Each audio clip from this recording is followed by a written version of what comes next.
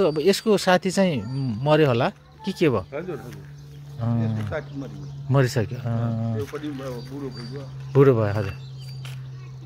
तपाईँले भन्नु भने कहाँ पठाउने भन्नुहुन्छ नि, यो बिक्री हुँदैन यो चाहिँ उहरू? हुन्न नभए बिक्री यही नगरपालिकामा पठाइदिने हो। हजुर नगरपालिकाले लाग्छ उतातिर कहाँ बनाएको छ हजुर। ए हजुर जङ्गलतिर हजुर चाक्ली हाट हजुर। एउटा गाई छ अनि गोरु हजुर। यो गोरुको नाम के हो?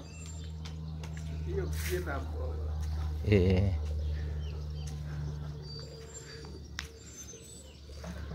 एउटा गोरु एउटा गाई छ। अब यतातिर बाख्राहरू चाहिँ छ।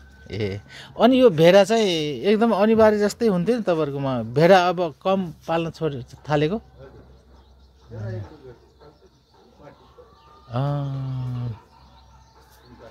हजुर। गोरुको के नाम राखिदिनु भएको छ सर? ए म्याम गोरुको नाम के हो? हजुर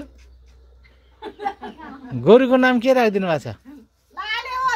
लाले। ए हिजो अर्को पनि लाले थियो तर यो त सेतो सेतो छ त, किन लाले राख? यसको साथीको नाम के थियो पहिले? यसको साथीको नाम के थियो?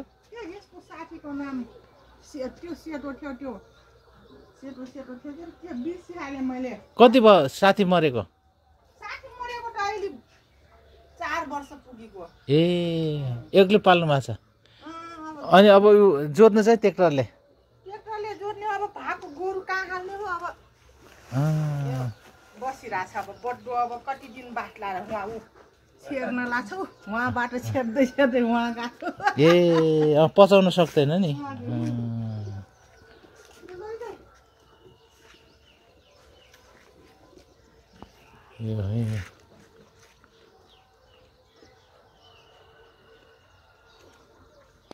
यो कति भयो त तपाईँले ट्र्याक्टरले जोत्न थालेको?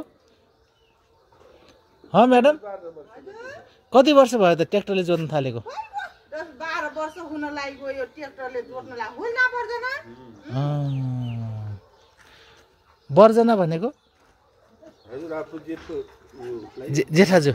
ओके तपाईँ जेठाजु। ए अब घरहरू पनि सबै आरसिसी हुन थाल्यो है, थोरै बच्चा छन्। ए